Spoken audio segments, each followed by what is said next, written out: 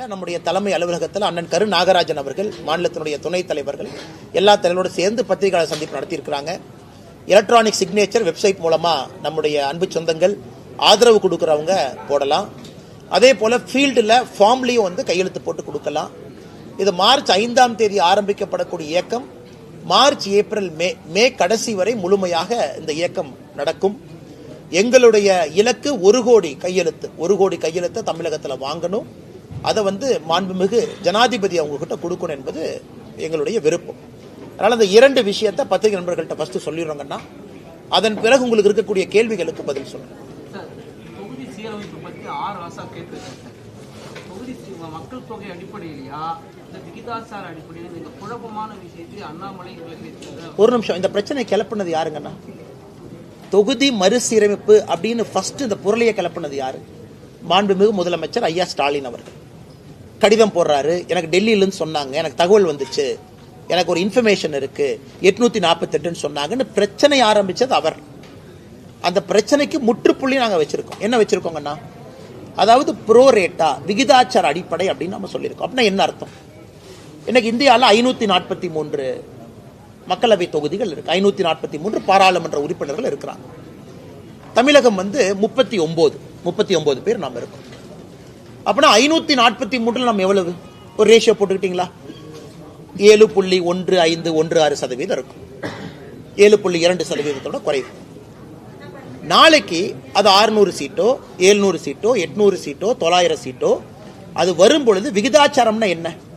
இன்னைக்கு இருக்கக்கூடிய மொத்த சீட்டுல தமிழகத்திற்கு எவ்வளவு பங்கீடு இருக்கோ நாளைக்கு வரக்கூடிய சீட்டுலையும் தமிழகத்திற்கு அதே பங்கீடு இருக்கும் அப்படிங்கறத விகிதாச்சாரம். நாளைக்கு அது 1000 சீட்டு போனாலும் அதே 7.2% தானே. இன்னைக்கு யூபிக்கு இருக்கக்கூடிய மொத்த எம்பிக்கள் 543 எத்தனை சதவீதமோ நாளைக்கு வந்து சீட் அதிகமான பிறகு கூட அதே அடிப்படை தானே. இதுதானே விகிதாச்சாரம், இதான ப்ரோரேட்டா. இதை வந்து மறுபடியும் குழப்பி ராசா அவர்கள் போன்றவர்கள் எல்லா தலைவர்களும் இதையும் புரிஞ்சுக்கலனா அவங்களுடைய நோக்கம் என்ன? தமிழக மக்களை குழப்பணும், அடிப்படை பிரச்சனையை தமிழகத்தில் பேசக்கூடாது, தமிழகத்தில் சட்டம் ஒழுங்கு சீர்கேடை பத்தி யாரும் பேசக்கூடாது, லஞ்சலாவணியத்தை பத்தி பேசக்கூடாது, சம்பந்தமே இல்லாத விஷயத்தை பத்தி பேசிக்கிட்டே இருக்கணும். ஒரே நாடு ஒரே தேர்தல் நான் கொண்டு வரும் பொழுது மிக தெளிவாக ஒரே நாடு ஒரே தேர்தல் எப்ப வரும் தெளிவா சொல்லியிருக்கோம். இந்த டேர்ம் முடிஞ்சு 2029 வர இருக்கக்கூடிய பாராளுமன்றத்தினுடைய டேர்ம் அது 2034 முடியும். அது முடியும் பொழுது ஒரே நாடு ஒரே தேர்தல்.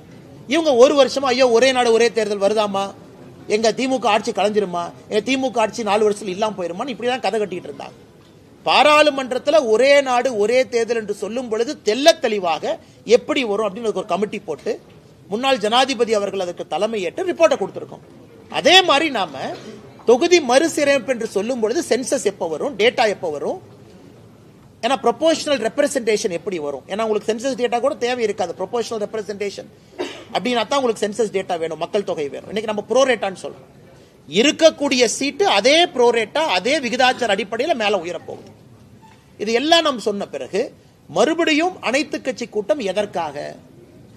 இதை தெல்ல தெளிவா அமித்ஷாஜி அவர்கள் மட்டும் இல்ல, பாரத பிரதமர் நரேந்திர மோடி அவர்கள் 2023 சொன்னாங்க, மக்கள் தொகை அடிப்படையில் தொகுதி மறு சீராய்வு என்ன பண்றோமோ அது இருக்காது, இது காங்கிரசினுடைய கனவு, மக்கள் தொகை அடிப்படையில் கொடுக்கணும், நாம் அப்படி கொடுக்க போறது கிடையாதுன்னு சொன்னாச்சு. சொன்ன பிறகு மறுபடியும் நீங்க குட்டை குழப்பறீங்கன்னா நீங்க தமிழகத்தில் நடக்கக்கூடிய பிரச்சனையிலிருந்து திசை திருப்புவதற்காக நீங்க ஏமாத்து வேலை செய்றீங்கன்னு தான் அர்த்தம். ஆனா இப்போ கடந்த சட்டமன்ற தேர்தலில் வந்து அதிமுக பாஜக கூட்டணி ஒருவேளை வெற்றி பெற்றிருந்தா தமிழகத்தை தரைமட்டம் பண்ணியிருக்கீங்க.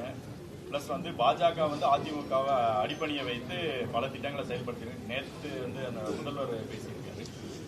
முதலமைச்சருடைய நேற்றைய ஸ்பீச் எப்படி இருந்துச்சுன்னா, இந்த டேடி மம்மின்னு அந்த இங்கிலீஷ் பாட்டெல்லாம் நான் பார்க்குறேன்னா எல்லாம் மேடையில் ஏறி ஒருத்தரும் டேடி மம்மி டேடி மம்மின்னு சொல்ற மாதிரி தான் அந்த கூட்டமே இருந்துச்சு. அவரை புகழ் பாடுவதற்காக ஒரு கூட்டம். கேட்டால் பிறந்தநாள் விழா, முதலமைச்சருக்கு பிறந்தநாள் விழாக்கு நாங்களும் வாழ்த்து சொல்லியிருக்கோம். பாரத பிரதமர் ஐயா நரேந்திர மோடி அவர்களும் காலையில் வாழ்த்து சொல்லியிருக்கிறாங்க. முதலமைச்சர் நன்றாக நீடூழி வாழ வேண்டும் என்பது எங்களுடைய விருப்பம், நல்லா இருக்கணும் அவர். ஆனால் ஒரு பிறந்தநாள் விழாவை வந்து ஒரு அரசியல் மேடையாக போட்டுக்கிட்டு மேடையில் ஏறி பாரதிய ஜனதா கட்சியை திட்டுறது மட்டும்தான் ஒரே ஒரு வேலை என்று மேடையில் எல்லா தலைவர்களும் வரிசையாக பேசினாங்க. அவங்க போட்டி இல்லைன்னா பிஜேபி யாரை அதிகமா திட்டும் அப்படிங்கறதா நேற்று நிகழ்வினுடைய சிறப்பே. சென்னையில் அந்த மைதானத்தில் நடந்த நிகழ்வு. அதனால முதலமைச்சர் அவர்கள் ஆட்சியே முடிய போகுது, இன்னும் ஒரு வருஷத்துல ஆட்சியே முடிய போகுது. இன்னைக்கு உட்கார்ந்து 2021 எலெக்ஷனை பத்தி கதை பேசிட்டு இருக்காரு.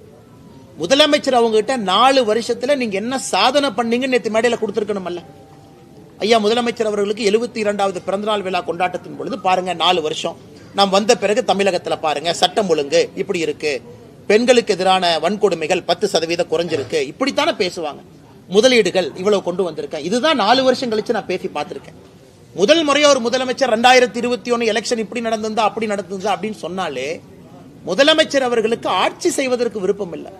ஏதாச்சும் ஒரு கட்சியை குறை சொல்ல வேண்டும், அது மட்டும் தன்னுடைய விருப்பமா வச்சிருக்காங்க. அடுத்து ஐயா வைகோ அவர்களை போன்றவர் நேத்து என்னை கொஞ்ச நேரம் திட்டினார்.